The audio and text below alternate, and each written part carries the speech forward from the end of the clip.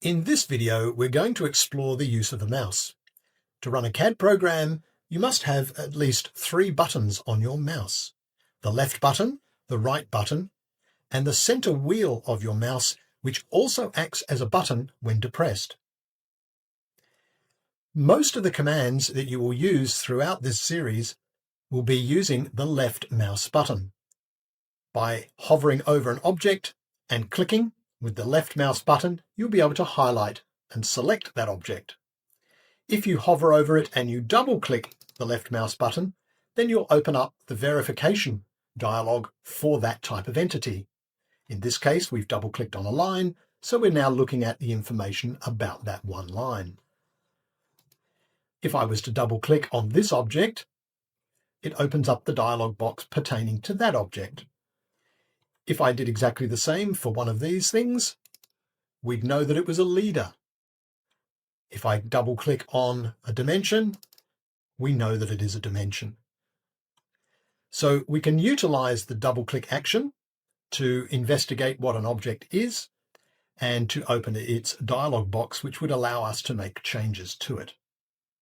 If we right-click on an object, the right-click will give us options that pertain to that type of object. So in this case, we may be able to explode or select or hide or unhide and so on this type of object. If I was to do the same on a line, then I also have the ability to do things like trim, making it longer or making it shorter, for instance. If I right-click in blank space, then I am exiting the command that I am currently in. So if I was drawing a line, and you can see the prompt here telling me what to do now, and I'm just going to randomly place some lines here. If I wish to finish, I right-click. If I wish to exit the command completely, I must right-click a second time. And now the prompt will show that I am no longer in a command.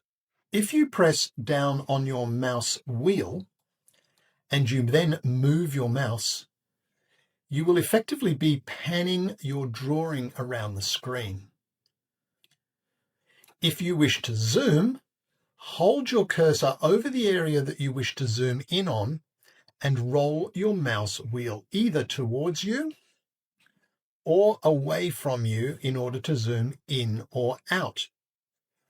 If you're using other software that has the reverse roll function, then choose the options, system options, and hit the reverse mouse wheel for zoom option.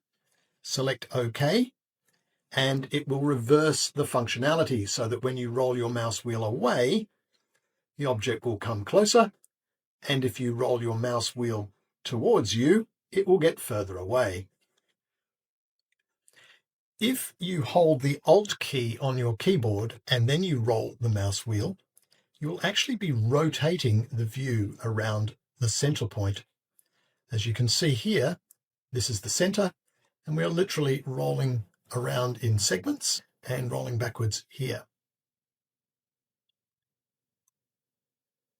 In addition, if you hold the Alt key down and the middle mouse button, and then you roll or move your mouse around, you will literally be orbiting around that point in 3D space. So that's using the rolling wheel, and that's using the ability to rotate in space. To reset to the standard position, select this tool, reset to standard or reset the view back to the top view. If I have zoomed out a long way and I wish to fill the screen with my drawing, so long as I have nothing selected and I literally do nothing more than double click the mouse wheel, the drawing will fit to the screen. If I have an object selected and I then double click with a mouse wheel, it will fill the screen with the selected object. If I have multiple objects selected, for instance, this object and this object and I double click my center button, it will fill with those two items in the window. This can be a very useful way to locate objects that you have selected. You can also zoom fit, as we were doing just then, using the zoom tools here and the fit tool here. So let's zoom out and I'll hit this button. This is exactly the same as hitting the double middle mouse button. Zoom in through here, same idea, zooms back out. Select this line, for instance, hit this button, and it zooms right up to this line. This behavior is different in previous versions before version 10. The use of the left mouse button is directly linked also to the cursor shape. You'll notice that with no command active, I have a very basic cursor shape that is nothing more than a crosshair with a dot in the middle. If I hover over any type of entity, the cursor will change to a diamond, indicating to me that it has located the actual entity. So that's over a line. I can do the same over a dimension. I can do the same over a library object or over a circle, and so on. So when you see the diamond, you know it has actually located that particular object. The distance that the cursor needs to be away from the object can be altered here. So under System Options, you can change the snap region. So this is the ability, how far away does it need to be? So if I change that now to 10 and I select OK, then my cursor will appear as a diamond much further away from the object than previously. Whilst we're actually drawing, and I'll here select the Insert Line tool, the prompt will ask me for the start of the line. I'm out in blank space, my cursor hasn't located anything, so wherever I click with my left mouse button, it will position the line at that location. If I had a grid switched on, it will snap to the grid point, and in this case it actually has. Even though I can't see the grid, if I was to zoom into that location, I'm zooming right in now, you will see that it actually has attached itself to a grid point. Let's just zoom back out. The cursor will also change when I come close to a point. So you'll see here that my cursor has a small square. If I click my left mouse button now, the blue line has attached itself directly to that endpoint. If I bring my cursor down and I hover over the line, the moment I've got a diamond, it knows that I am assuming to select this line. If I now click, it has drawn itself in a direct line in the shortest possible distance to the line I've selected. If I was to move my cursor until I saw a small circle, then I know that I found the dead center of that vertical line. If I click now, I know for a fact that I've joined my new line to the center of this line. In exactly the same way as I might come over to this circle, and if I bring my cursor close to where I think the center is, the cursor will show up as a center point. There it is there. If I click, I now know for a fact that I found the center of that circle. I right-click to end. If I find the edge of a circle and I click, I know my new line is attached to that circle, either perpendicular or at tangent to where I clicked. So as you can see, the use of the cursor or the cursor will give you a good indication of whereabouts you are. So I could be finding the center of a line here, on the line, and you'll notice here's a cross. So that cross tells me there's an intersection where two lines wrap over the top of each other. So if I click now, again, it will have located where those two lines join. Whilst I'm drawing, I have the option to hold down the Shift key. If I click in free space, I have free movement of my cursor. However, if I hold down the Shift key, it will lock itself to multiples of 15 degrees if the 15 degrees is what I've set in this settings box.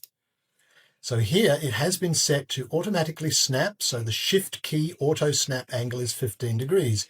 If I make that 45 degrees, then when I'm holding down the Shift key, it will jump to the nearest 45 degrees as I'm moving my cursor around the screen.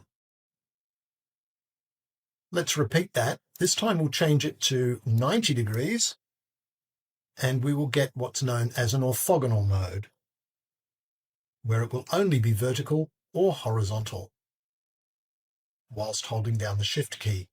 The moment I let go of the Shift key, I'm back to a free form motion. If whilst drawing I wish to have more control and not necessarily snap to an object, so long as I hold down the Control key, the cursor will not automatically locate an object. So I currently have my Control key down, therefore I could just visually figure out where I want to click, and it won't snap or jump to the line that I am clicking near. Let's repeat that exercise over near a circle. Come in here. Normally it would find the circle, and you see the diamond, but if I hold down the Control key, I no longer have a diamond, and I can visually just decide where I want to click. This gives me a lot of control.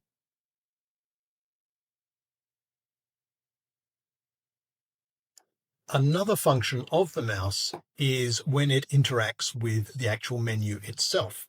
So typically you'll be selecting with the left mouse button, and you'll be selecting all commands with that. However, with some commands, such as this one here, if I right-click on the actual icon, it will open the actual options for that type of entity, allowing me to set the type of fill, in this case, that I'm looking to achieve, okay, before I start using the actual command to insert that particular material. The same options that are up here, so options plane, brings up the same dialog box. So as you can see, it's a slightly quicker way to open this dialog box, which is where you preset the settings for a plane, for instance, and the same would be true for text. So normally you would go up to options and text, and that would open the text options dialog box. But you also have the option to do the same thing by going to the text menu and just right-clicking on one of the text insertion commands.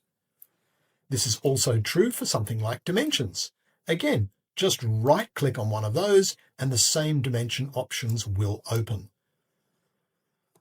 This is a shortcut process and is highly recommended for advanced users.